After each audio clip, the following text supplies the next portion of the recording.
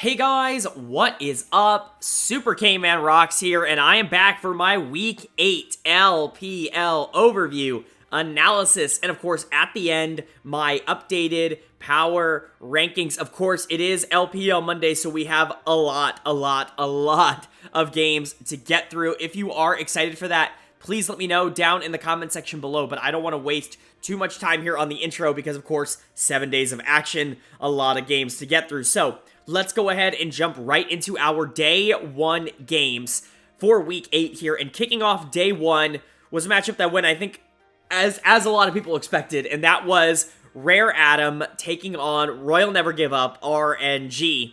And RNG with the 2-0 win here, definitely something that we're excited to see, but something that should have happened. It really was, it should have never been in too much of a debate that RNG was the better team here, and they certainly went out and proved it. Game 1 was very close to being a perfect game if it weren't for the one tower that Rare Adam got. And then Game 2 was always in RNG's control. Really, what I'm taking away from this meta right now for RNG in general is that Taliyah being in meta and Taliyah being as strong as she is very good for this RNG team because Xiaohu is a phenomenal Taliyah player. We've seen it throughout the years, but right now it's really coming into fruition. RNG is kind of historically, I think, a team that would usually start to fall off towards the back half of the season, you know, pretty much exactly where we are now, but it's really good to see them actually start to pick up their pace a little bit from where they've been all summer long, which is kind of on the back half, really, if we're being honest, of the top 4 teams. They haven't really been able to beat up on Victory 5. They haven't really been able to beat up on JDG. They haven't really been able to beat up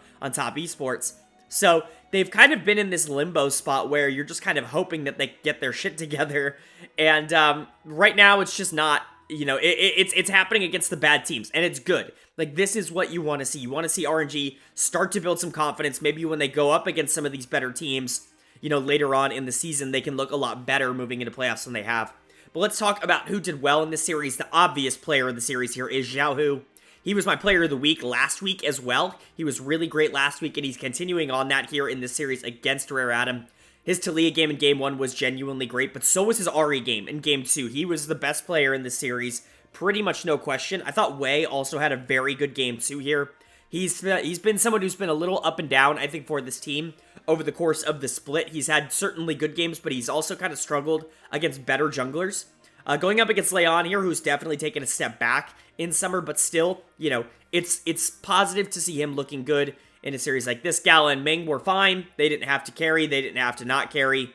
Kind of where they've been all season long, right? As long as they're not being liabilities, they're going to be really successful. Ming is so proactive here, not only in the bot lane, but just around the map, that when you pick something like Senatom Kench, like, he really gets the fort, like, the fort is open for him to just be able to kind of go wherever he wants and help whoever he needs to, because we know Gala can kind of survive in that 1v2. So, honestly, just a very good season so far from RNG, and a ridiculously good series from them here. Rare Adam continues to struggle a lot. They continue to not particularly be a good team, if I'm being honest with you. iBoy's gonna get my dud of the series here. He just plays so aggressive on a team that does not, quite frankly, have the skill to back it up, and it shows. His Zeri game in Game 1 was bad, like, just getting caught over and over again by the Leona, by Taliyah walls. Really, it was just not a good game overall here from iBoy on the Zeri. But the Sivir game in Game 2 was a little bit better.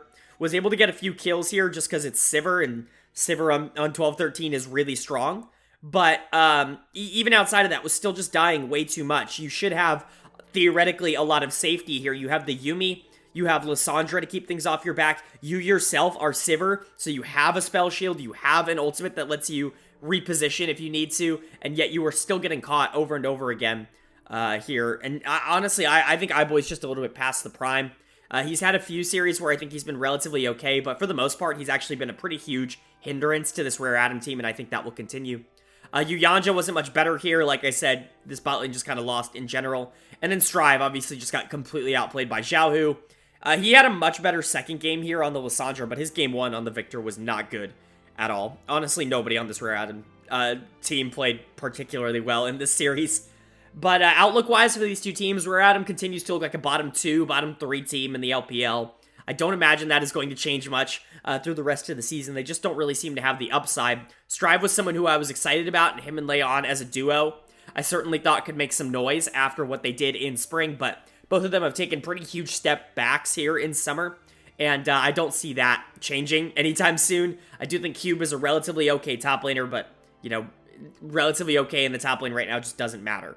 So unfortunately, he's going to be stuck there. As for RNG, like, all right, you look good. You look really, really, really, really solid against these bad teams, and that's what you need to do, right? As a top team, you should be obliterating the bottom 2, bottom 3 teams, but it's not like it's going to completely change my perception of RNG. They have a gigantic series later in the week that we will get to, and that one is certainly going to shape my opinion of RNG a lot more than this 2-0 battering of a battered Rare Atom team. So, obviously, it's good to get this. They need to get this, but it's not the most particularly confidence-inspiring win that they could have gotten in the world.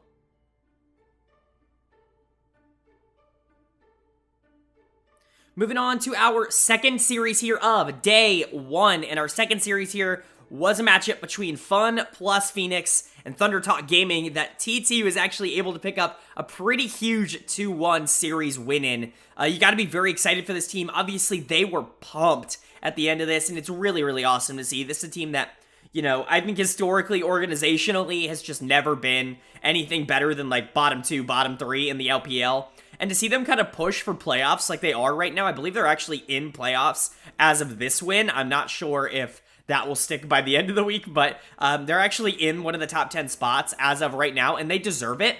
I think it's really, really, really cool to see. Beishwan was a wonderful pickup for the ThunderTalk team. Obviously, they were struggling quite a bit with Chieftain in spring here in this spot. Beishwan gets dropped by FPX because they want to go with Clid, and it is ThunderTalk's benefit because they pick him up, and he has pretty instantly been the best player on this team ever since they picked him up. He's been super crucial in a lot of their wins. Even when they were losing, he was still looking very good, and he was very, very good in this series. A very good Poppy game in Game 1, and a great one in Game 3 here as well. Poppy is a very influential pick if you're going to go something like Hecarim, or if you're going to go something like, I don't know, Wukong. Like, these picks are really, really rough into Poppy because she can really stop a lot, especially Hecarim. That's a lot of what that champion wants to do. Even the Sylas was really rough here in Game 1. Just because of this Poppy pick, it was very difficult for them to actually 5v5 team fight. So, yes, I think a lot of it might have been picked, but still Beishwan looking really good. Yucal continuing to look a lot better than he did in spring. This was someone who I was ready to give up on. I was ready to say, okay, like, Yucal's done. He's going to a bottom-tier LPL team, and they're just going to, like, ride it out and be bad for the rest of the year.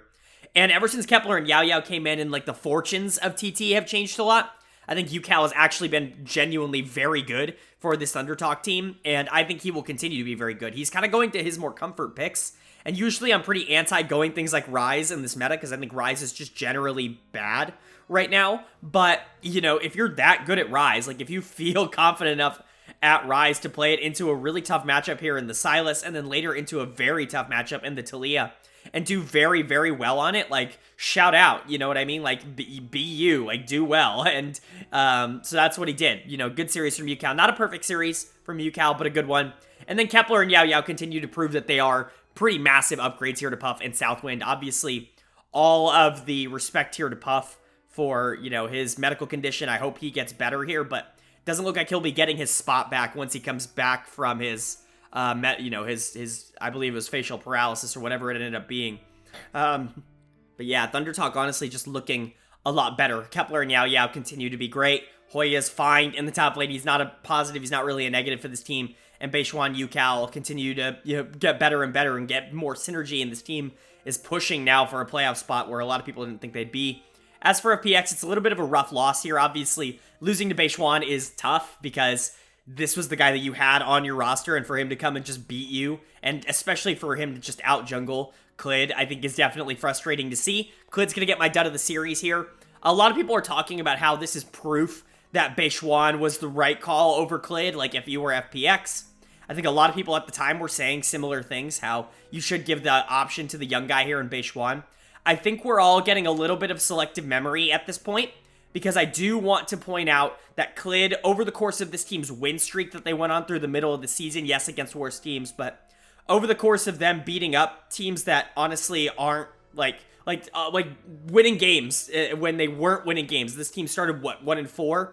And now they're sitting at 5-7.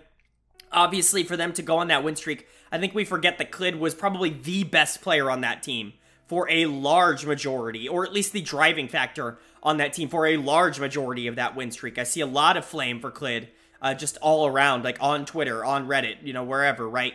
And I think it's very selective to say that Clid hasn't been good at all this year, because yes, his spring was rough, and yes, the beginning of his season was rough, but a lot of his summer and a lot of FPX's success in summer have been because of Clid, and because Clid kind of really found form in summer. I'm not going to say one series here against Beishuan is proof that Clid was the wrong choice here. If FPX does better in playoffs, which I honestly predict they might, I think a lot of people are going to be changing their tune.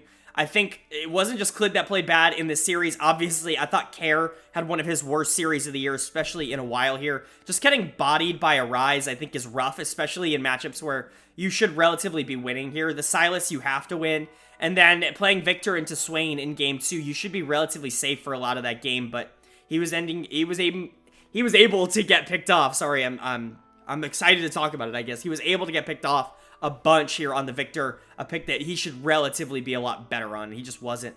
I do think LWX and Hang, especially LWX, played really well in this series. They were a big reason, LWX in particular, why we're sitting here talking about 3 games and not 2. But overall, I just think that, the loss here isn't perfect. Outlook-wise for FPX, they sometimes do this. Like, they're not a top team. This is not a team that's going to be sitting around top 4. Or even like Weibo Gaming, Edward Gaming territory, right? Like, they're not in that conversation for me anymore. They're a good team, and I do think they could make some waves in playoffs and probably be better than some of the bottom teams. But at the end of the day, I'm just not sure this team has Worlds potential written all over it, especially after losing a series like this. As for ThunderTalk, this should be the confidence that they need to push themselves into a playoff position. And if they can make playoffs, they're going to be incredibly happy. This was a team that probably predicted themselves to go bottom 2, bottom 3 this split until they figured out the strategy with Kepler and Yao Yao. Like, they brought them in and their whole fortunes changed. So if this team can make top 10, if they can really push for that, there are quite a few teams that are pushing for it right now. But if they're one of the teams that are pushing for it and they are able to land it, that's going to be huge for this organization. And you got to feel good for these players. They looked so excited after this win.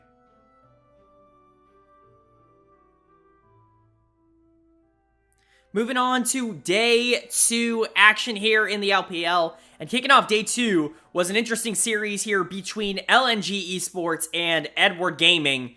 EDG picking up the 2-0 series win here. LNG continues to struggle quite a bit, as they have pretty much all year long. Really, really unfortunately. This team has just never clicked. Ale is back in here in the top lane, but we're certainly not seeing any change of form, not only in the team, but in Ale, who continues to be rough in the top lane. But let's talk about EDG. Let's talk about what they did right. Junjia continues to play here for EDG, and I would expect this to continue throughout the rest of the year. This team has actually looked a lot better here with Junjia than they did with JJ before him.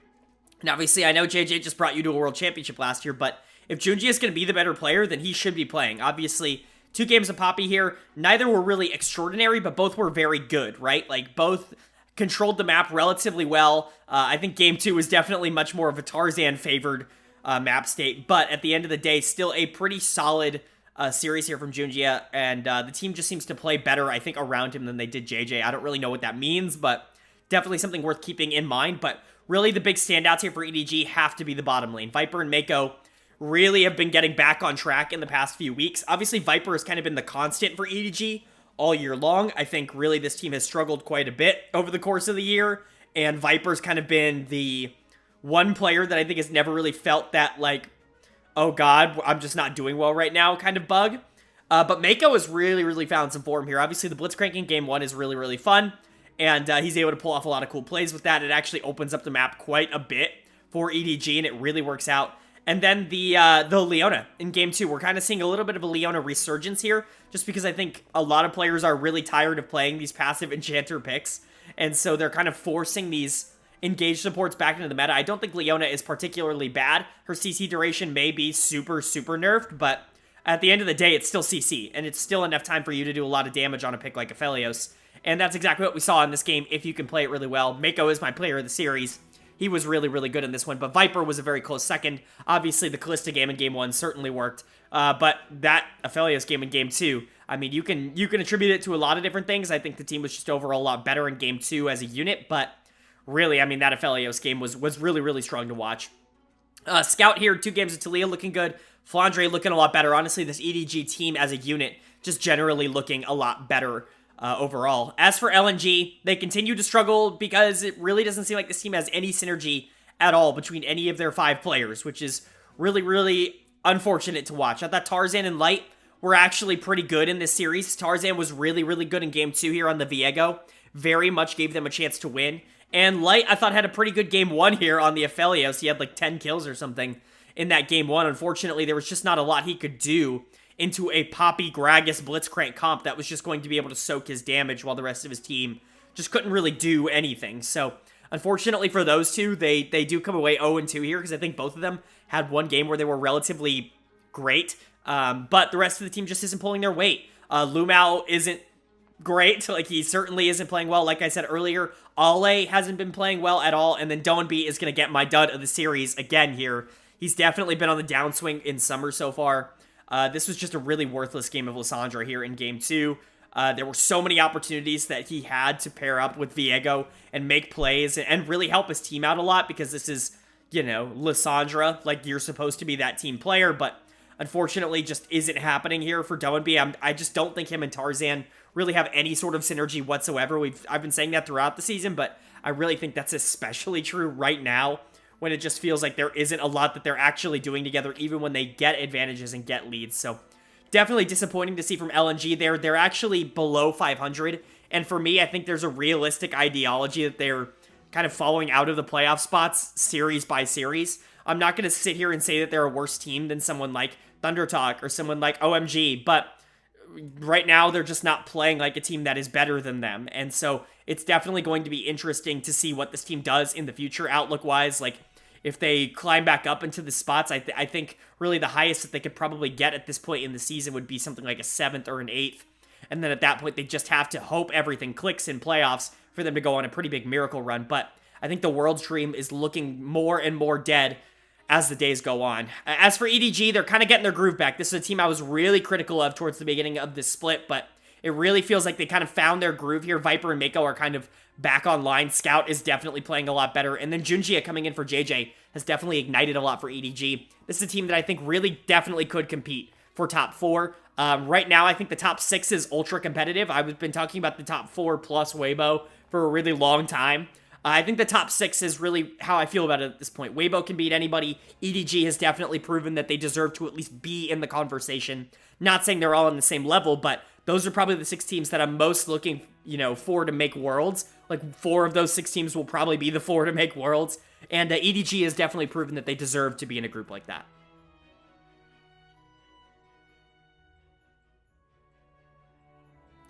Moving on to our second series here of Day 2. And our second series was a matchup I think a lot of people were really excited to see this week. Of course, I am talking about JD Gaming taking on Victory 5. And JDG picking up a 2-0 series win here that I think a lot of people are going to be shocked about. This top-of-the-table clash really proving that JDG is actually a little bit legit and a little bit for real. A lot of the turnaround that this team has made from, 2021 to 2022 is actually legit. And they look great. They honestly looked phenomenal in this series just in general. Obviously, there are going to be a couple of standouts here for JDG's side. But the main one has to be in the top lane here with 369, who continues his quest of, oh my god, is he actually like the best top laner in the LPL? Which at this point, I'm almost completely on board with that. He has been the best top laner in the LPL all year long. He's genuinely been phenomenal for this JD Gaming team. He kind of pushes them over the top, in my opinion, in terms of, like, they're a good team and they're a great team with 369. He's going to get my player of the series here. Obviously, some phenomenal plays on Gwen in Game 1 that he really, really gets this award for, but even some great gnarls in Game 2, where he just continues to make a lot of the enemy's team life a living hell to have to play into in team fights. Just a very smart player. He's good in lane. He's great in team fights, and just continues to be super consistent throughout the entire season. He wasn't the only one who played great, though. I want to give a big shout out to this bot lane here of Hope and Missing that continues to look like a top tier caliber bot lane. Missing, we've known, has been like highly underrated for the past few years, but ever since this team brought in Hope in spring and really started to play around him, he's proven that they are like one of the best bot lanes in the world really consistently. And they did that here. Obviously, Aphelios Renata, I think, is a very risky bot lane to play in Game 1, but it super worked out for them. And then the more classic Kalista Tahm Kench here in Game 2, which definitely worked as well. Just a really, really good series overall from Hope and Missing. And then Yagao just continues to be one of the more surprising players, I think, of Summer Split so far. I've talked about this quite a bit, how Yagao has kind of been having probably his best split of his career as a player. Typically, you don't associate Yagao, I think, with a lot of carry performances, but he's really been showing up here. The Ahri game in Game 1, the Azir game in Game 2. He's been contributing a lot to JDG being arguably the best team in the LPL, and I think that's definitely got to count for something. Obviously, Kanavi is this team's best player overall, and I didn't even mention his name in this overview so far, so that's got to show you how well this JDG team is actually progressing, that they feel like they can win and win consistently without Kanavi. As for Victory 5, it's definitely a rough pill to swallow here, this loss. They really just got outplayed. There's really no other way to put it, especially late game here. Dud of the series has to be Karsa. Karsa had a very, very rough series here. You could talk about the Poppy game in Game 1, but the Poppy game was fine in my eyes. It was really the Lee Sin game in Game 2 where he was just not good. Not even attempting to fight for Baron, missing Qs and team fights, like just being a problem here for this Victory 5 team mechanically. Definitely not what you want to see. Obviously, this team has two world-class junglers, him and Xiao Bao, but Karsa's kind of been the one that I think they've gone to in a lot of the more serious games throughout the split, except here, he definitely punished them for that. I think Karsa, generally speaking, has been better so far in Summer, but this was not a very good series for Karsa. Definitely not one you're going to look at and be excited about. And then Photic and PP God just got completely outclassed here by Hope and Missing. This is something I've been talking about a lot. I think a lot of people are very high on Photic, but at the end of the day, I think his mechanics are very good. His team fighting instincts are just not perfect, right? There will be times where he gets himself caught. There will be times where he has a lead and doesn't really do anything with it. And I think that that is definitely a concern. I'm not going to sit here and tell you that Photic isn't as good as Hope or something like that, but I think that they're a lot closer than people give them credit for, and I'm not sure Photic, to me, is on the same level as players like Ruler and Gala and, you know, these top-level AD carries across, like, in the world right now. I think you could make it, or Viper. Like, I think, for me, Photic is a very good player, but I just don't know if I can see him on that level. PP God didn't do quite as poorly in this series. I actually thought his Renata game in Game 2 was relatively good.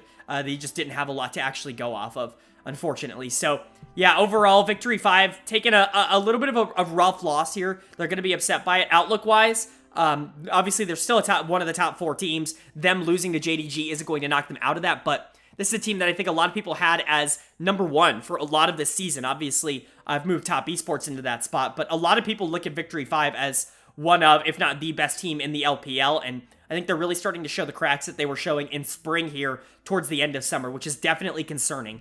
Obviously, I still think this team has a lot of potential and still probably has the lock to make worlds mentality that they need to have going into playoffs, but obviously there's a lot that they need to figure out here because it's not all set in stone.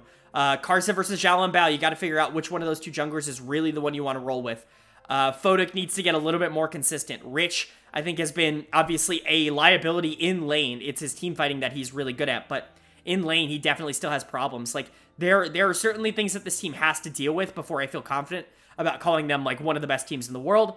As for JDG, I mean, they're getting closer and closer to that conversation. I haven't at any point put them in that conversation all year long, and I'm still not super confident in being able to do that because I really don't feel like they have that, like, genuine world-class player. Maybe Kanavi could be that. 369 is slowly becoming that, but obviously I still think there are a lot of good teams in the world, and right now that there's just a lot for them to still prove when it comes to playoff time because this team historically is obviously choked quite a bit when it comes to playoffs. So obviously still a lot to see from JDG, but this is about as perfect of a result as you could have asked for in a series like this.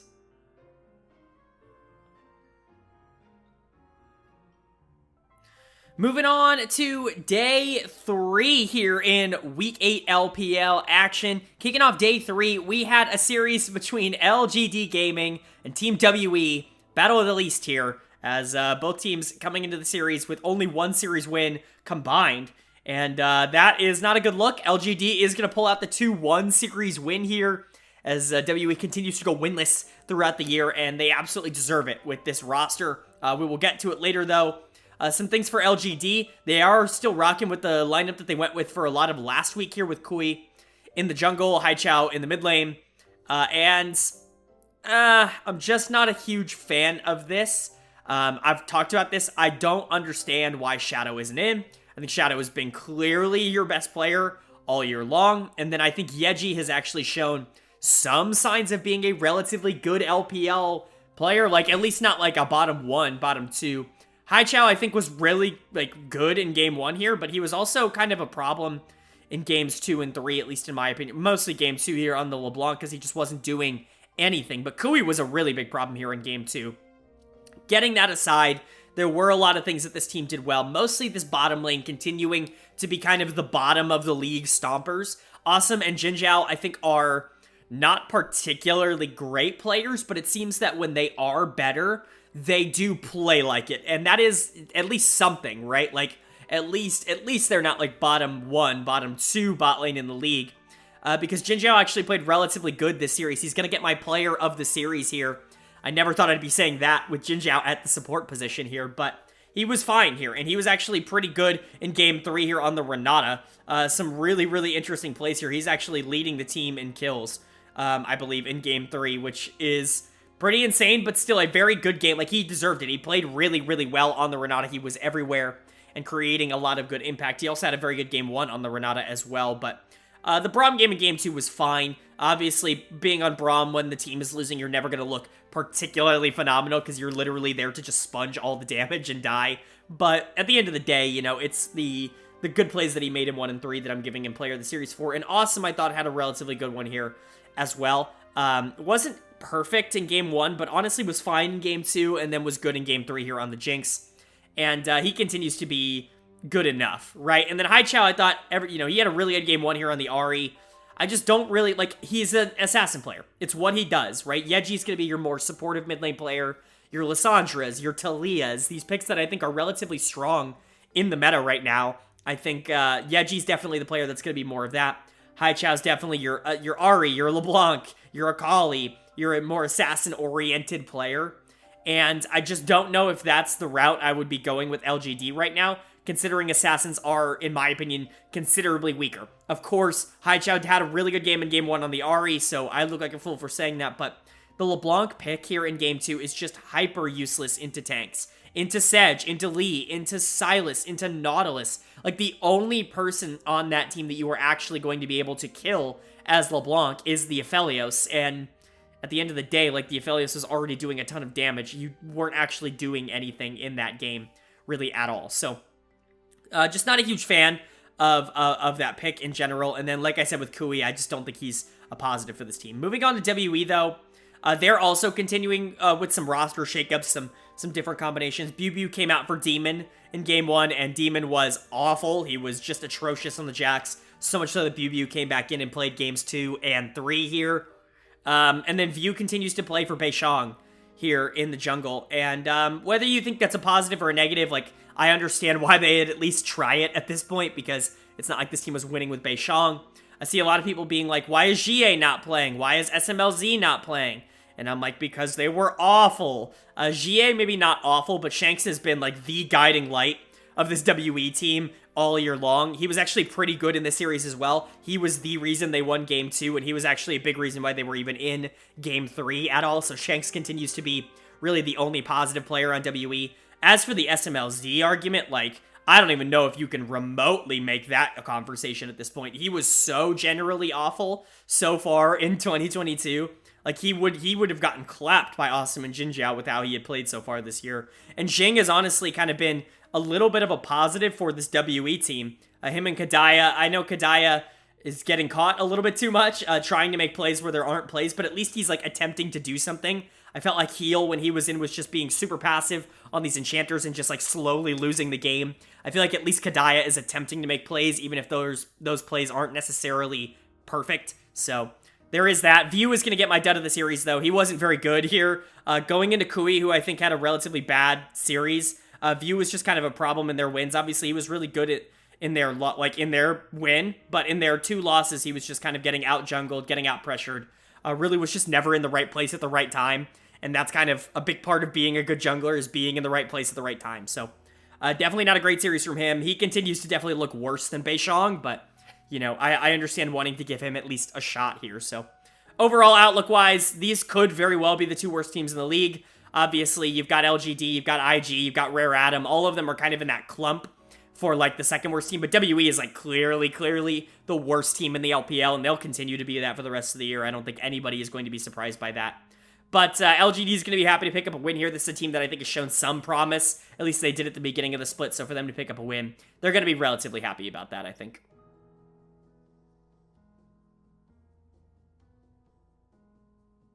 Moving on to our second series here of day 3. We had a matchup of two teams kind of vying for playoff spots here. OMG taking on Anyone's Legend, and OMG picks up the 2-0 win here. Anyone's Legend kind of crashing down back to earth, I think, a little bit after a pretty miracle start to the season. We'll talk about them in a little bit, but let's get to OMG here, who have definitely been a little up and down. They've had some really solid wins throughout the season so far. I believe over FPX was probably their biggest one here, but they've definitely had some losses that they certainly shouldn't have as well. Losing to ThunderTalk last week was definitely a little bit of a downer, but put cream on his champions. If you're going to sit here and ban out, so if you have to ban out Samira, and if you have to ban out the Zeri, and if you have to ban out, the Poppy, Cream now gets all his champions, and he's going to really make you pay on them. He gets his Akali, his famous Akali, and he obliterates everybody in game 1 on that. It really wasn't even that close of a game. Game 2 was an OMG win, but Anyone's Legend really had control of a lot of this game, really off the back of, I think, Xiao Hao having a relatively good one here, and even Forge, I think, playing pretty well here on the Talia. But at the end of the day, Cream just had another really solid one on the Sylas, was able to take over those late-game team fights, was able to get Abel in a position where he could do a lot of damage on the Tristana, and OMG is able to pick up the 2-0 win here. They're going to be very excited about that. Cream is clearly, in my opinion, going to be the player of the series here. He was really, really solid. Obviously, I'm very high on Cream on this channel. I think he's getting better and better, not only at his signature picks, the Akali, the Sylas, these more aggressive picks, but I think he's also getting a lot better at the passive picks, week by week. And I think this just shows you that, when he's on one of these picks that he can really carry off of, he is one of the more interesting mid laners in the entire league, in terms of actually just being able to beat anybody. But big shout out here to Abel, who I thought had a really, really good series here, a really good Aphelios game in game 1, even with the Samira ban twice. Really good Aphelios game in game 1. And then the Tristana in that late game part of the team fights of game 2 was essential in order for OMG to be able to pick up that win. So they're going to be very, very excited about that. Cream and Abel are kind of two of their big players that they're really relying on getting better. Obviously, Shanji completes the trio here of the carry roles that need to really, really improve. And I thought Shanji was fine here. He had a really good game 1 on the Gwen. He gets his signature Shyvana in game 2, and he gets a lot of attention early. Unfortunately, he's just not able to get to a huge lead. He is relatively important in team fights here, but at the end of the day, he's not, carrying the game or anything like that. That was going to be a lot more on Cream and Abel in this one. But overall, OMG continues to do relatively well. This is a team that wants to make playoffs here. Both of these teams do. And OMG being able to pick up a pretty solid 2-0 win here is going to be very, very exciting for them. As for Anyone's Legend, this is a team that I think was 7-3 just a couple of games ago. They're sitting at 7-5. I'm not going to talk about what happens later in the week, but this team is really starting to fall off a cliff a bit.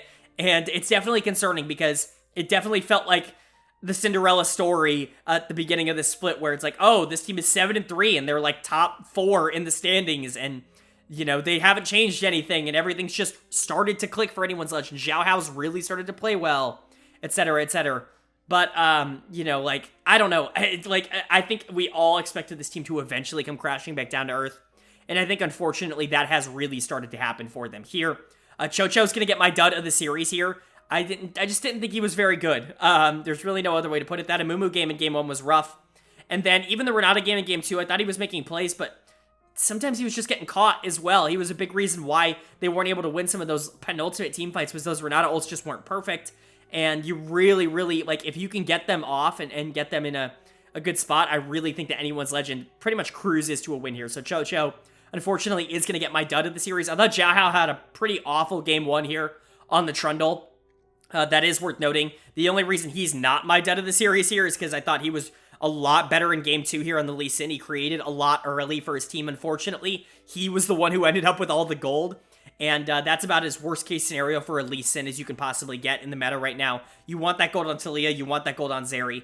Unfortunately, it ended up on the Lee Sin, and they just weren't able to turn that into a successful team fighting comp that they were able to win late game on, because they weren't able to do it. But, you know, they were in control for a lot of game 2 because of Xiao Hao, so it certainly is something that I need to give them at least partial credit for. Outlook-wise for both of these teams, anyone's legend wants to make playoffs, but like I said, they're kind of on the downswing here. I'm not sure if they're, like, right now for me, they're probably still in it, but they're definitely closer to that 9-10 spot than they were, you know, probably by the end of last week, definitely for sure. As for OMG, they definitely could be a team that makes playoffs. I feel pretty confident that if they did make playoffs, they'd be a pretty early out, just because I think they're pretty draftable. Like, they're pretty draft reliant, right? Like, Shanji likes his Shyvana, Cream likes his Akali, Abel likes his Samira. Like, you can ban these picks out, and it's going to be a lot more difficult for them to really dominate. But at the end of the day, it's going to be a real fun push to see if they can get there. Obviously, I really like the talent on this team. I see them as one of the more interesting, fun, up-and-coming teams in the LPL, and hopefully they can all continue to grow together and get better. And, you know, who knows? Maybe if they are allowed to get a lot of their champions in playoffs, maybe they can make some sort of interesting run, because I think on their champs, there aren't a lot of teams in the LPL that I don't have confidence that they can at least beat a couple times.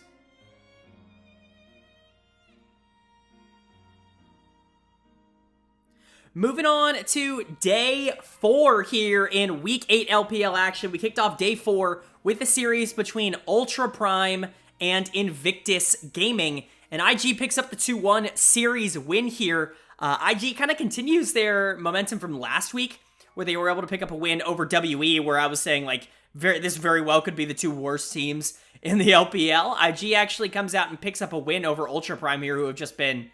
I don't know how else to say, just on the complete downturn. Like, they've kind of lost every bit of them that has made them, you know, relatively okay. But let's talk about what IG's doing well, and most of that has been Mole coming in here in the mid lane, obviously replacing Yuakai here in the mid lane, who I actually had a little bit of hype for, but he just came in and wasn't quite good enough at the LPL level to be playing right now.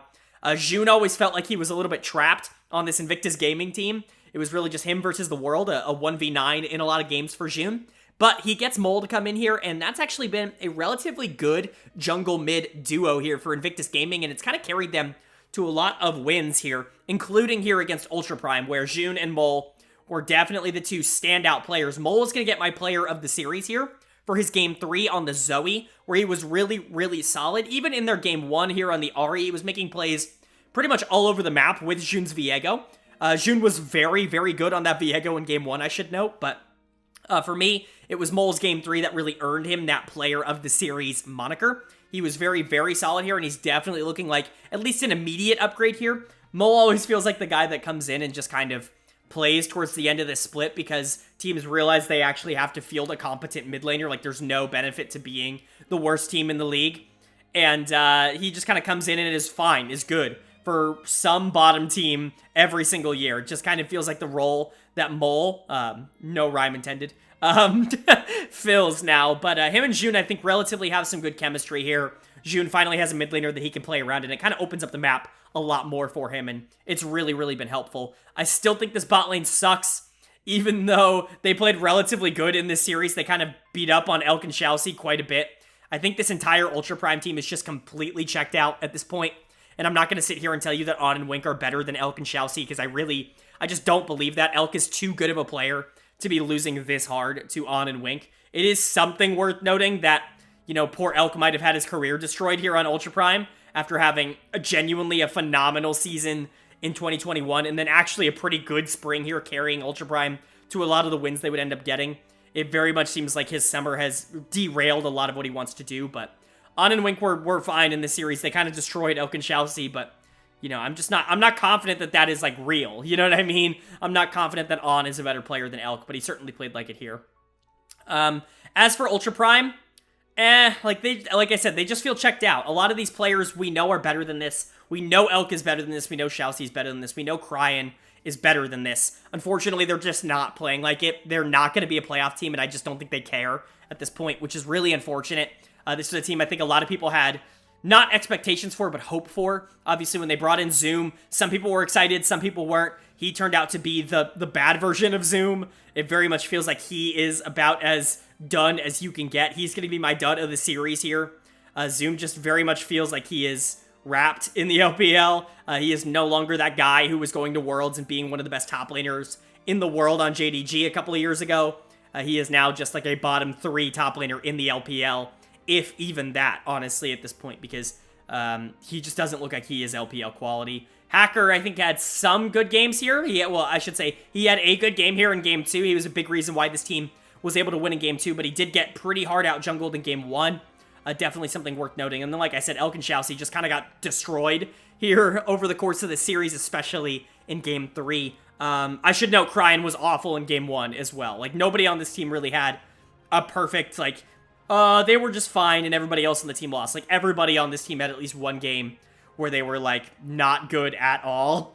And I really think that just shows you where Ultra Prime is at this point, which is just not a good team. Even though we know they can be, they're just not going to be, I think, this split. Outlook-wise, Ultra Prime has really fallen into that tier of, like, WE, LGD, Rare Atom. Like, one of the worst teams in the league. There's really no other way to put it. I feel bad for saying that because I really do like this Ultra Prime roster, but unfortunately, I just think it's where they're at this point. As for Invictus, they're going to be happy to pick up their 3rd win of the year here. They've definitely, I'm not going to say turned a new leaf here because they're still one of the bad teams in the league, but they definitely look a lot more competent here with Mole in the mid lane and with someone for June to play off of. I imagine this team will continue to beat up on the bottom teams and then just not really show any fight against anybody that's above, like, the bottom 4. But at the end of the day, like, that's still going to earn you some level of points. They're not like a bottom 3 team in the LPL, at least in my opinion right now. Hopefully they can maintain that because I think a lot of people are fans of this organization. And even if this bot lane still frustrates me to absolutely no end, like, they're probably better than, like, you know, the bottom 2 bot lanes in the league at this point, just because they have players around them. So, yeah, definitely something worth looking out for, but IG's kind of on a little bit of a win streak right now.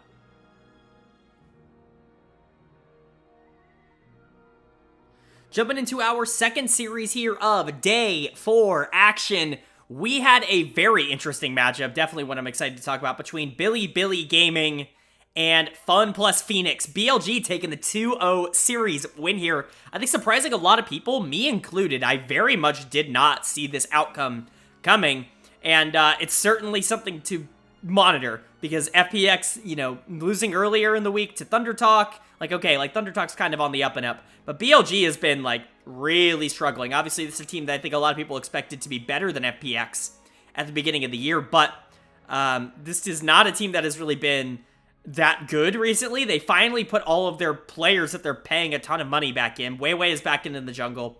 Doggo's back in at AD carry. And they win. They win 2-0 here, and they win pretty confidently, pretty consistently in both games here. Weiwei had a phenomenal game 1 here. Overall, just everybody on the team looking really good, but really Weiwei controlling the entire game on Xin Zhao, which is a pick that I think is relatively, I don't want to say weak, but just not strong in the meta right now, especially into something like a Viego, which I think is just generally better. But Weiwei does a much better job of playing the matchup and comes out on top. Big shout out to Bin for winning top lane really hard in Game 1 as well, and then shout out to Bin in Game 2 for winning top lane just as hard in Game 2 here on the Jax. He wins both sides of the Gnar-Jax matchup here against Summit, and he does so in pretty commanding fashion. In Game 1, Summit really ran it on the Jax, just had a pretty bad game. Bin was good on the Gnar as well, but in Game 2, Bin obliterated Summit's Gnar on that Jax. It just was never close. It was never even remotely a competition. Bin is easily going to be my player of the series here. He has been, by far, the lone bright spot of BLG for most of this split, and I think that continues. Like, he's been awesome. Even when this team has been not so good, I think for the most part, Bin has been very good. In that acquisition, that trade that they made with RNG at the mid-season, I think they were really hoping that they were going to be getting a more proactive player than Breathe.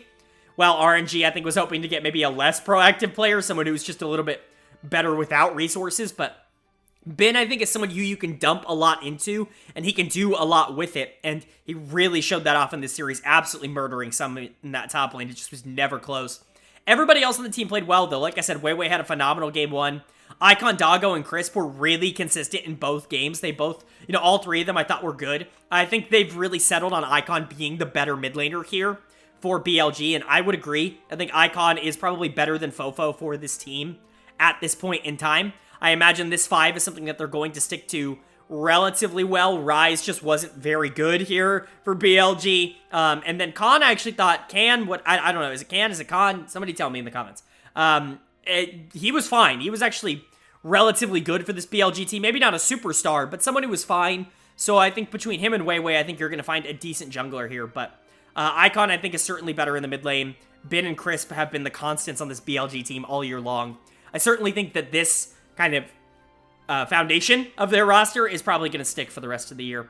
As for FPX, this was a pretty disastrous week. This is about as bad as your week could have gone. This was a week where you really had the chance to go 2-0 and really go above 500 and really solidify yourself as a team that could maybe even compete for a world spot, kind of in that 6 to 7 spot around EDG, around Weibo, but they really collapsed this week. They had a really, really bad week just in general. Summit is really clearly my dud of the series here. He got completely gapped in the top lane here by Ben. It seems that Summit is in playoff form already, which is not good news for FPX fans, but he certainly wasn't the only one who played bad. I thought Clid had another really rough series here. He was really out-jungled by Beishuan earlier in the week, and then he got obliterated in Game 1 here by Weiwei. He wasn't even that great in Game 2 here on the Xin Zhao, which again, I think is a relatively weak pick. I don't think it's a pick that I would necessarily be going to quite a lot, but Clid went to it in Game 2. Certainly wasn't able to get a lot done. The only player on these two teams or on FPX that I think had any sort of positive momentum here was Care, who I thought was pretty bad earlier in the week, but he gets his Akali here in Game 2, and we all know what happens with Akali in Pro. She's really, really easy at picking up kills on, but it's a lot more difficult to translate those kills into actual wins here, and unfortunately, FPX just was not able to do that. BLG is going to be very excited here, outlook-wise, at a 2-0 win. They're going to be very, very, very excited. I'm not saying this puts them in any sort of playoff contention or anything, but it definitely feels like this is the right path to be moving on. Even if you don't make playoffs, at least you can kind of solidify, all right, we want to keep Bin, we want to keep Crisp, we want to keep Icon, maybe we want to shuffle other things around. Like, it gives you an idea of the direction that you might want to go in the offseason if you can really start to figure out what's going on here in summer. As for FPX, this was about as disastrous of a week as you could possibly have had. This was a team that I think was really looking at, not just playoffs, but being a Worlds contender. And right now, after this 0-2 week, they might not even be in a playoff spot come the end of the week, depending on how the rest of the standings work out. And that's about as disastrous as you can get here. Obviously, I still think they have the talent to turn things around. Clid had a really bad week, but he's better than this. Summit had a bad week. He's better than this. LWX and Hang, LWX was relatively fine in the series earlier in this week, but in this one, he was pretty bad. They're better than this. Like, this team should theoretically be able to turn this around and potentially even surprise a lot of people towards the end of the split, but you've really got a lot to rely on there. It's a lot on Summit and Clid to kind of get back into that form that they were at in mid-season, and I'm just not super confident that those two players are really going to get there this year.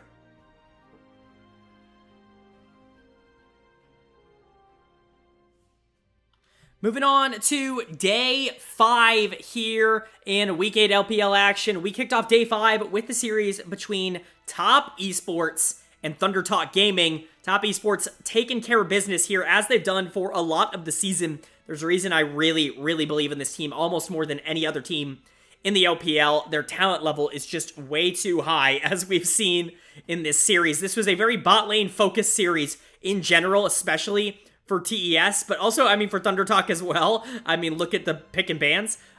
So in Game 1, they ban out 4 AD carries. They ban out the Zeri, the Senna, the Draven, and the Lucian. Jackie Love's like, fine, I guess I'll play Sivir and get a quadra kill and carry the game. And so ThunderTalk says, that wasn't enough. In Game 2, we're going to ban out Senna, Sivir, Draven, Lucian, and Ezreal. And Jackie Love's like, okay, fine, I'll just pick Jinx. Jinx is totally fine. I'll get a pentakill, and I'll carry the game. So, really, maybe not the meta to ban 580 carries right now, because there are genuinely 7 or 8 ADCs that are actually viable in Pro, I think, right now. And unfortunately, that strategy did not work at all for ThunderTalk, as Jackie Love was really able to punish them a lot for it. Jackie Love is clearly player of the series here, not only getting 9 bans across 2 games, but also being like the carry in both games, like really dominating. A really, really good series for Jackie Love, as he continues to prove that he is probably being underrated in terms of world-class AD carry levels. Obviously, I think on his best day, I've talked about this on the channel, on his best days, he is the best AD carry in the world. I would take Jackie Love at his peak over Ruler. I really, really would. I think Ruler's a great player, but Jackie Love for me is a different kind of player when he's on. He's just not always there, right? Like, they're just not, that's not the consistent version of Jackie Love that we get, which is why he falls, you know, probably closer to someone like Gala than he does someone like Ruler for me, or Viper. But still, I mean, this was like a perfect series for him. This is exactly what you want to see. This is really interesting. Obviously, Tian and Knight have been like the focal points for TES all year long, but in this series, it was very much Jackie Love and Mark. And shout out to Mark. I know we've been talking about Jackie Love. Mark also was really phenomenal in this series. Him and Jackie Love have formed a pretty devastatingly dominant bot lane duo here.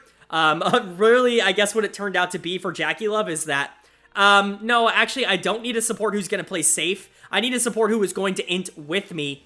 That way, when we make our brain dead plays, sometimes they'll even work out just because we're both so mechanically good. And that's what him and Mark really, really have become. And not to say that all the plays they make are brain dead or anything like that. Like, that's kind of just an exaggeration. But, you know, him and Mark are both insane, right? They're both crazy. They'll both try to make plays that they absolutely shouldn't. And because they're both so good, and because they're both kind of on the same page when it comes to that, a lot of those plays end up actually working out where they wouldn't work out for a lot of other duos in the world. So Jackie Love and Mark definitely becoming one of the scarier bot lane duos in the world. But like I said, Tian and Knight kind of being the carries, typically they didn't have to in this series. They were just kind of fine, and they just kind of let Jackie Love and Mark do everything they needed to do for top esports. As for ThunderTalk, they're going to be a little disappointed with this loss, but at the end of the day, they were honestly relatively competitive in this game.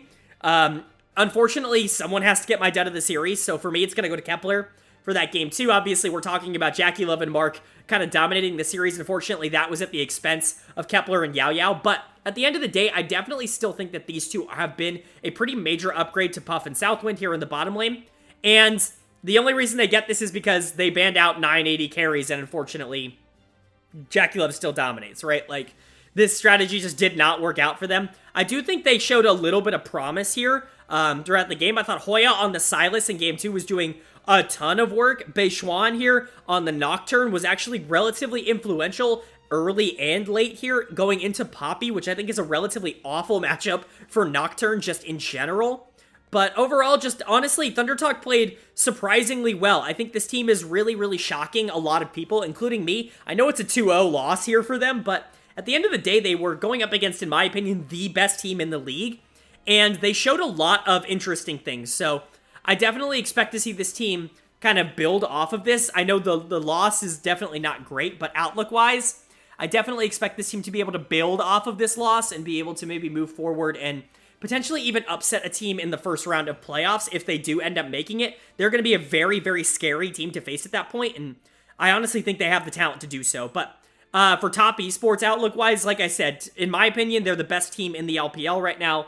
They're just able to go up against pretty much anybody and beat them pretty consistently because they can win in the jungle, they can win in the mid lane, they can win in the bot lane. Hell, even Wayward can win the game in the top lane, and that's a really scary thing to have to deal with. I talk about this a lot with Genji in the LCK. When you can win from every position on the map, all of a sudden, you really don't have a way to be predicted. Like, you can do whatever you want, and the team, like, the enemy team is always going to be on the back foot in that regard because they can never predict, like, oh, this is a team that wants to go bottom lane, or oh, this is a team that wants to go mid lane. Like, you can really do whatever you want here on TES, and I think that is a huge asset for this team. I hope they continue this fantastic run of form that they're on, because, you know, if they're really going to continue to be, like, that team in the LPL, like, they could very well be the best team in the world.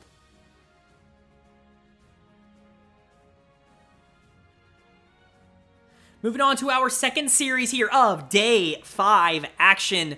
We had a matchup between Weibo Gaming and LGD Gaming. Weibo picking up the 2-0 series win. They continue their pretty good run of form recently. I know a lot of people, me included, have very much talked about how Weibo has been this inconsistent team that will just randomly drop games. They actually haven't been dropping a lot of games as of recently. It's definitely a positive trend, but obviously LGD is a different kind of competition. So let's talk about this series. Really, this was never close. Like, I know some of these scores may look relatively close because I think in Game 2, there was a little bit of throwage going on from Weibo. They tried their best to do the game 1 dominant, game 2 loss, game 3 win, strategy that Weibo is very good at, but unfortunately, Huanfeng had other ideas. He was genuinely phenomenal in this series. He's going to get my player of the series here for Weibo pretty easily. Him and On, I think, are a very deadly bot lane if they are, pun intended, on. They were in this series. Huanfeng and On can be really scary to deal with. Awesome and Jin Zhao just aren't a very good bot lane duo. And when you have that talent gap, On plays so aggressively, and he opens up so many avenues for someone like Huanfeng to just be able to get super far ahead in the game and just be able to win it. And that's pretty much exactly what happened here, is that On was able to set up a lot of plays here in game 1 here on the Tahm Kench, but also especially here in game 2 on the Leona, and then Huanfeng was just super able to take advantage of that. Really good game on the Senna in game 1, although not super impactful, right? Like, a lot of the attention is definitely going to go to how the Shy played on that Kennen in game 1, but in game 2, it was the Zeri show for Huanfeng. He was able to obliterate the entire enemy LGD team over and over and over again, and a lot of that was due to Leona setup plays. So, honestly, shout out, like, this bot lane is really starting to come together. Like I said, the Shy had a very good game 1 here on the Kennen. He had a game 2. He tried his best to run it down in game 2, but unfortunately, Huanfeng had other ideas. He actually wanted to win a 2-0 series here, and so unfortunately, the Shy just wasn't allowed to lose them game 2 for no reason, but the Shy continues to be a positive mostly for this team. He definitely still has these games where he's just bad for no reason at all, but, that's just the Shy. It is what he is. He has been a huge focal point in their win streak recently, and he's kind of been a lot more consistent. This game 2 has definitely been the first game in a while where he's just been, like, weirdly bad, but we know that is who the Shy is. It's always going to be who the Shy is, so we've come to expect that from him at this point. SOFM and Angel were fine. They weren't the carries. They weren't the not carries. They were fine, right? They were fine in the series, but overall, this was a bot lane focus series for Weibo, for sure. As for LGD, they're just not good enough, right? Like, there's really no other way to put it. They just got out-talent gapped here. Kui is still in here for Shadow, and that proved to be a pretty huge mistake as he got completely obliterated in the series. He had a pretty rough game 1, not like the worst game 1. Bot lane was really kind of bad in game 1 for them, but bot lane really stepped it up. Awesome actually had a pretty good game 2 here, and Kui was probably the biggest reason they lost that game. He had a pretty awful one on the Xin Zhao. He had no map pressure at all, was really predictable in his jungle pathing, which led to a lot of plays from SOFM being made without Kui even really having the chance to retaliate. So overall, Kui just continues to show that he might be the worst jungler in the league when he is playing. He has been a huge negative for LGD, and at this point, I just don't really see a lot of the positives of playing him the rest of the year. He's not really proven that he's on an LPL level, and you do have an LPL level jungler in Shadow on your roster. So I don't get it. I'm not saying that, like, this team would be a winner and be perfect without Kui, but he's definitely been the weak link of the team ever since he has started playing. So definitely something to keep in mind there. Like I said, Awesome and Jin Zhao had a really bad game 1, but they definitely bounced back in game 2 and had a relatively good one, even with a pretty good game from Huanfeng and On.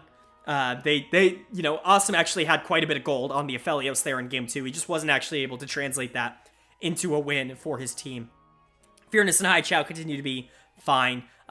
They were kind of negatives in the series, especially Fearness, but at the end of the day, it doesn't really matter. They were never really that close to winning this series, just because of that bot lane getting completely out of control.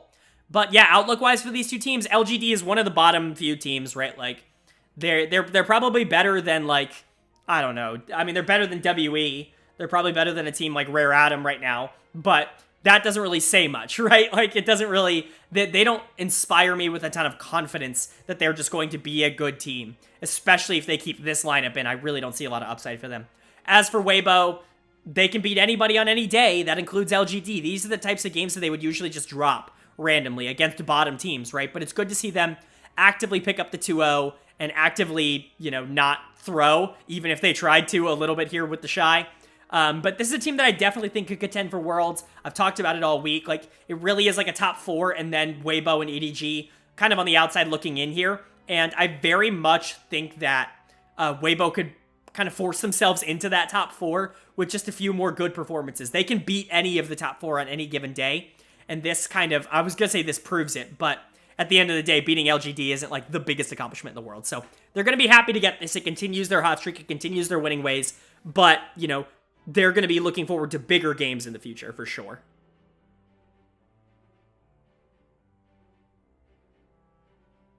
That's going to bring us to day 6 here in the LPL. No Super Day here this week, just a typical 2-series day here for day 6. But we did get a kickoff matchup here on day 6 between Rare Adam and Edward Gaming. EDG picking up the 2-0 win that I don't think a lot of people are surprised about. What I do think a lot of people are surprised about is just how dominant it was. And I'm pretty much on the train that EDG is back at this point. I'm not saying that they're like the best team in the LPL or anything like that, but like they're certainly going to make playoffs more interesting if they continue to look like this, because this is a very, very scary EDG team.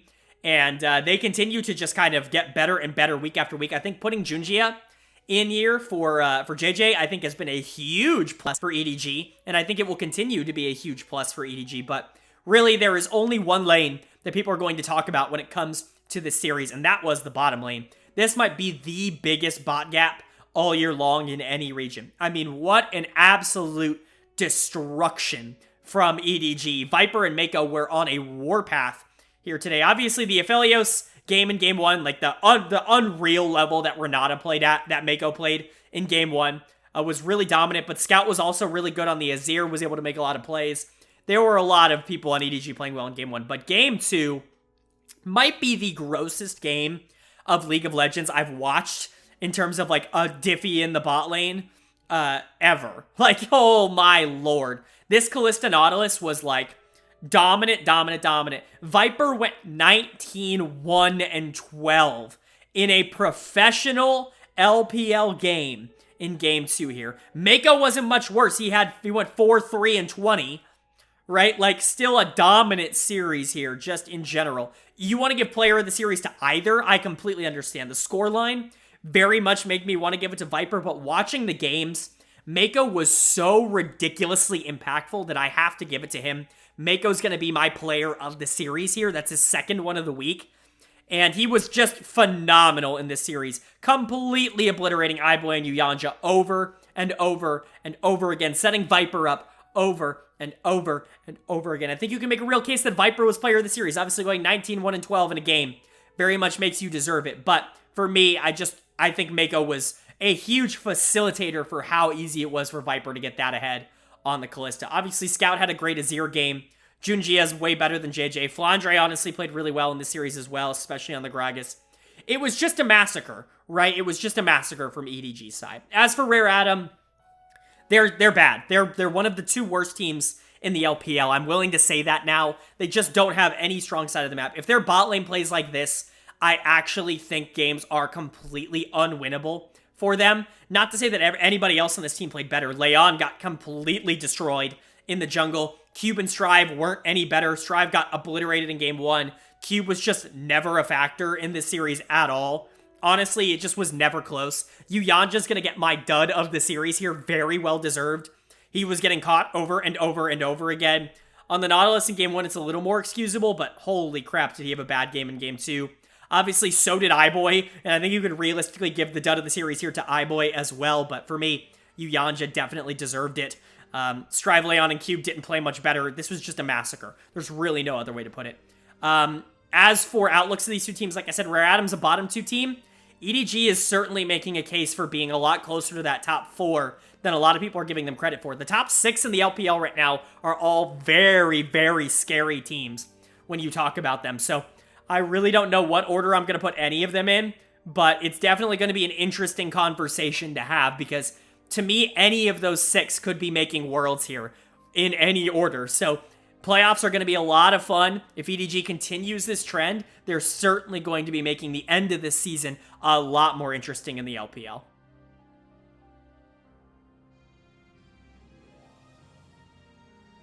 Moving on to the second series here of day 6. We had another matchup I think a lot of people were very much looking forward to watching, and it definitely did not disappoint.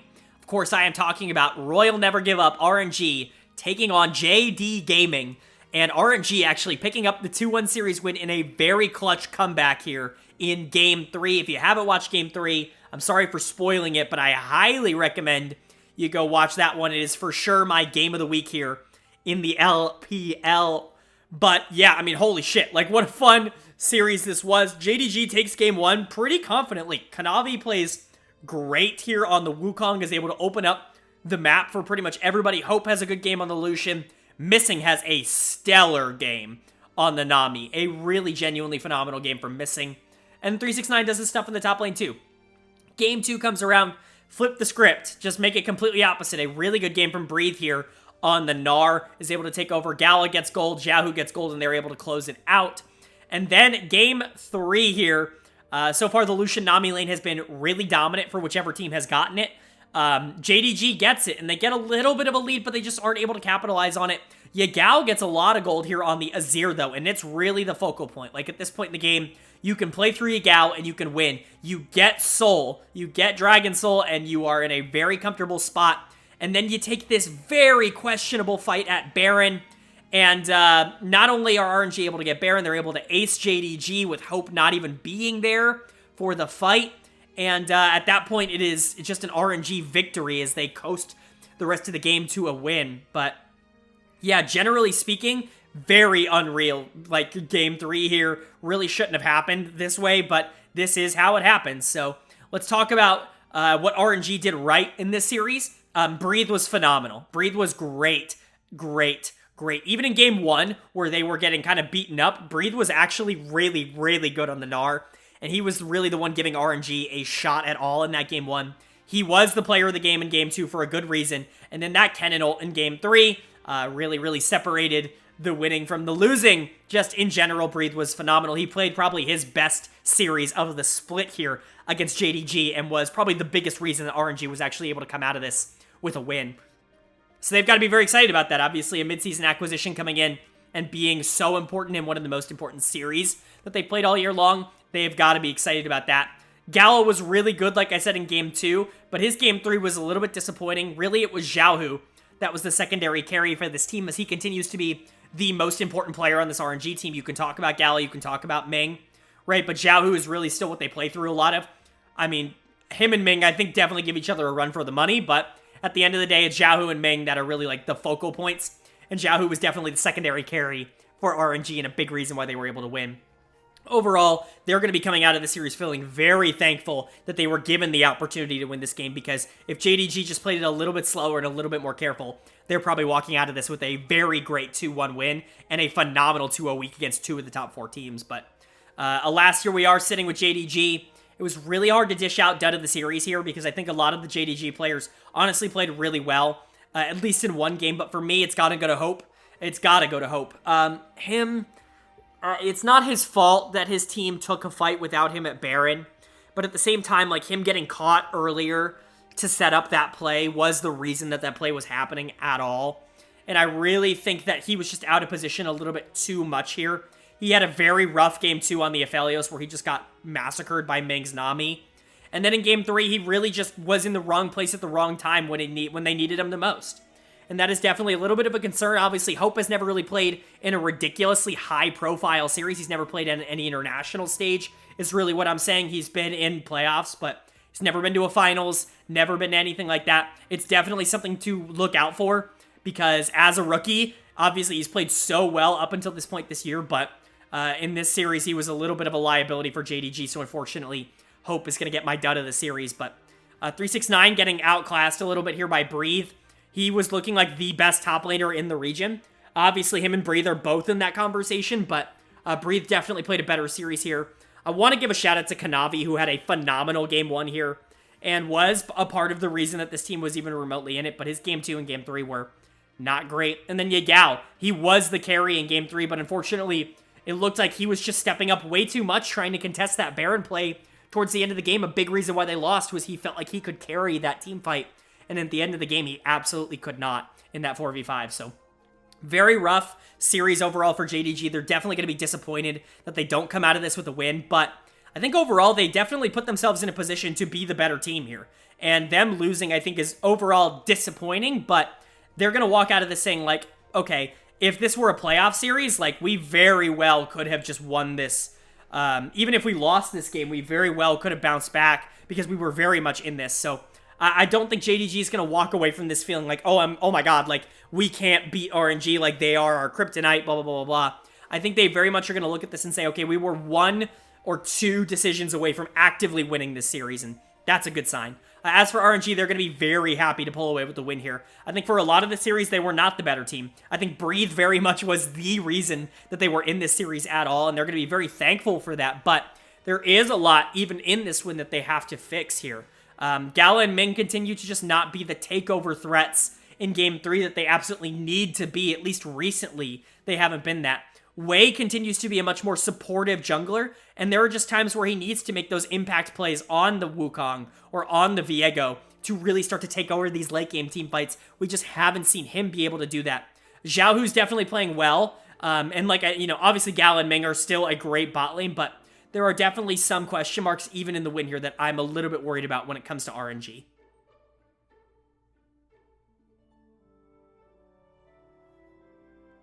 Moving on to our 7th and final day of Week 8 LPL action. We kicked it off with the upset of the week here.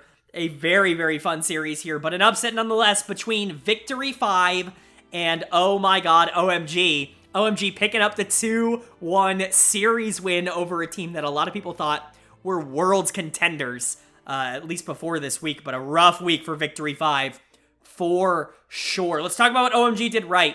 Shanji is awesome. I think we can all agree at this point that we all love Shanji and we all want him to succeed. Him and Cream are my favorite solo lane duo in the world. It is very, very easy for me to say that. They're both young. They're both getting better and better. And Shanji didn't even have his signature Shyvana to do it on in this series. He plays 3 games of Gwen. Doesn't even matter. Absolutely claps blue side all 3 games, and it's, well, not all 3 games, game 2, but, the 2 games that they won, he was dominant, and he was the best player on the Rift, and it's really awesome to see that. He's my player of the series here. Shanji was just so incredibly good, and he continues to get better and better and better. I think Wayward has a lot of competition for best rookie top laner in the LPL right now, because Shanji, it just feels like every week continues to find new ways to help this OMG team win games that they absolutely should not be winning and put them in a playoff position that I think a lot of people did not expect them to be in. But he wasn't the only player who played well here for OMG. Big credit to Cream, who continues to play really, really well. And he did it into rookie. Like, this wasn't just, some random mid laner, right? Like, Cream showed up against one of the best players in the world, and he showed that he absolutely does belong. 3 games of Sylas, I know. Obviously, none of them on Akali, but still a champion that he is very well known for here in the Sylas, and he does really, really well. I don't imagine he's going to be getting a lot of Sylas or Akali games come playoff time, but I say that, but you also have Shyvana for Shanji, and you definitely have to ban Abel's Samira, because he will just straight up beat you with that pick. There are so many things in draft that OMG have forced other teams to be careful of that I'm not even sure that I can sit here and say that Cream's Sylas or his Akali are really going to be targets to ban out, or even maybe Shanji's Shyvana are even going to be targets to ban out for OMG, which is going to be super exciting for them, because they are going to have the opportunity to actually show up and play a lot of the comps that they're very, very good at producing on, as we see here, them beating up Victory 5.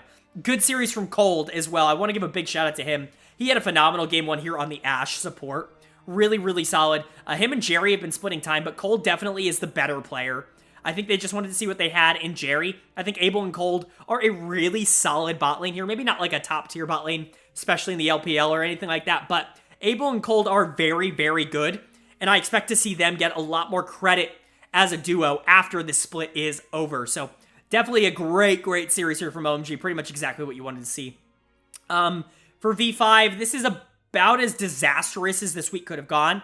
Not only do you lose to JDG, but you actually drop a pretty huge series here to OMG. And I'm starting to get concerned because this team is definitely looking like they are in playoff form just a tad bit too early. Zhao Bao comes in here in the jungle and is definitely a problem. But really, the biggest negative in this series had to be Photic, who is going to be my dud of the series. I'm obviously a lot lower on Photic, I think, than a lot of other analysts out there. But yes, this guy's mechanically talented. He just sometimes makes some boneheaded decisions, and very much it felt like that in this series where he just kept getting caught over and over again. His game 1 was fine here on the Aphelios, and obviously everybody on V5 had a good game 2 here. But his game 3 here on the Sivir was awful. It was the worst game anybody played in this series by a long shot.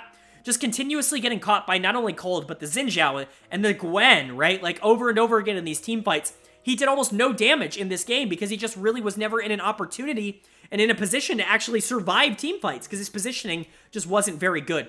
I'm very concerned about Photic when it comes to important games. He has shown not only in this series, but in the playoffs in spring, that he really struggles when the games get more important.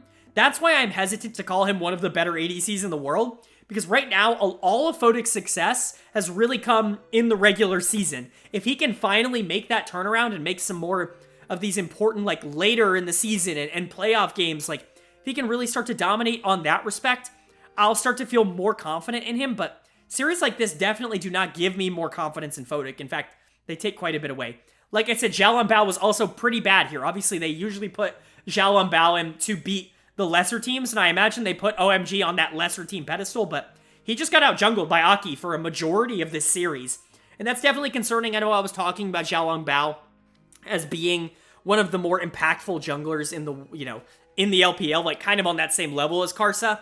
I'm not sure I agree with that. Both him and Karsa had rough weeks this week. Karsa earlier in the week and Zhao Bao here, but I don't know. I definitely trust Karsa more, especially after a performance like this. Overall, just not what you wanted to see from Victory 5. Outlook-wise, this is about as disastrous of a Week 8 as they could have possibly had, and you're really just hoping and praying that they learn from this and bounce back, because Victory 5 definitely has a history of not performing in the clutch, and I think you really, really hope that this team can be different. But as for OMG, they are super stoked about this win. They get back up to 500 here, put themselves in a really good position to make playoffs as long as they continue their winning ways. And I think, with Shanji, Cream, Abel, Cold, even Aki at points, really showing that they're all improving and becoming some of the more underrated players in the league, just full stop. This OMG team actually has a lot of room to surprise, I think, throughout the rest of the year and going into playoffs. So I'm very excited to see what this team can do, and hopefully they can continue to get better over the next couple of weeks.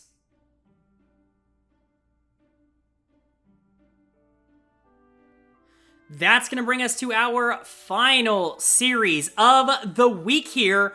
And our final series of the week was a pretty stompy one here between Team WE and LNG Esports. LNG picking up the win here. Obviously, everybody beats WE, but LNG is going to be very happy to be able to go back to 500 here, just in general, both in series score and in game score.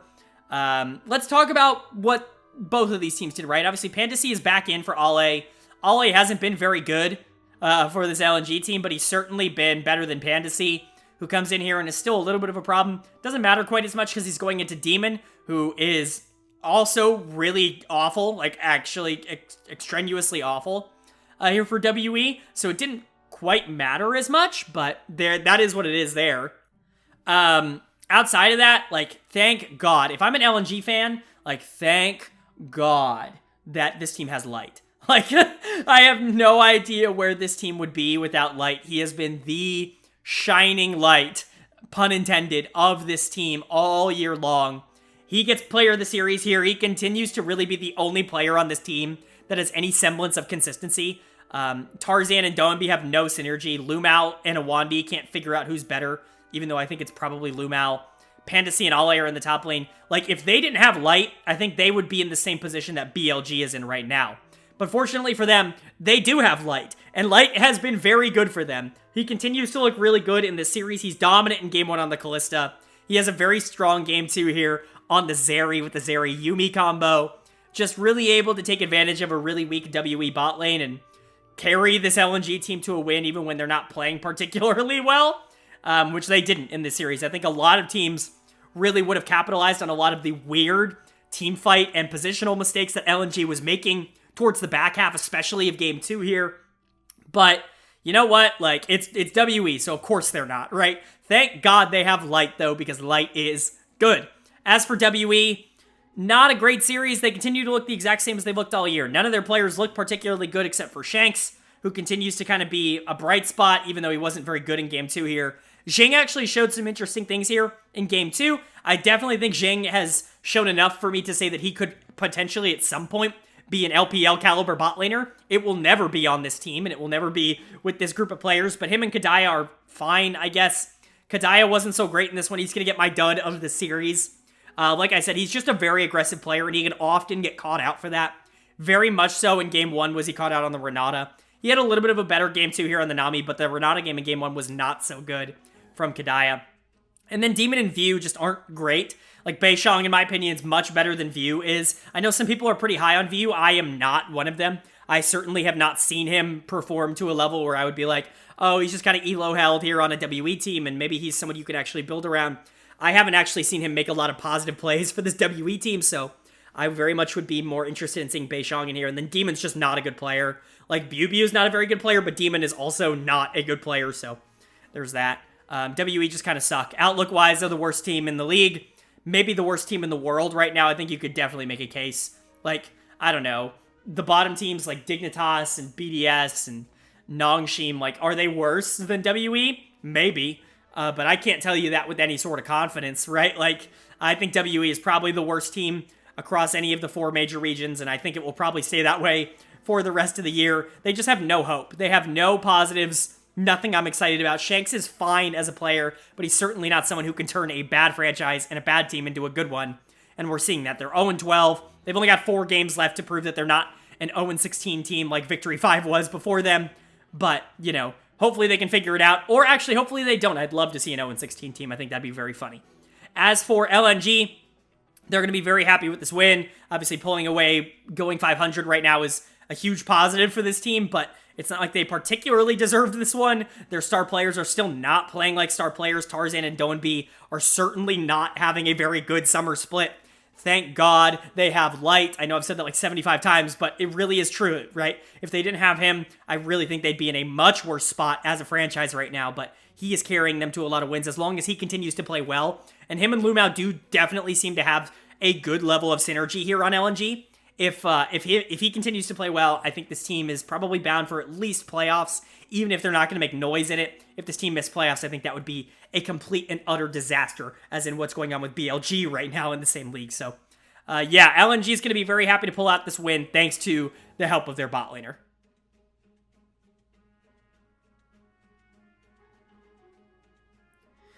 All right, that is going to do it for my Week 8 LPL overview and analysis of all 7 days of action. Up on the screen right now, you're going to see the updated Week 8 standings here in the LPL from 1 to 17. Any team colored in green has locked a spot in the playoffs. Any team colored in red has officially been eliminated from playoff contention, which means that our top 6 have locked, and unfortunately for WE, they are the only team that has officially been eliminated from playoff contention.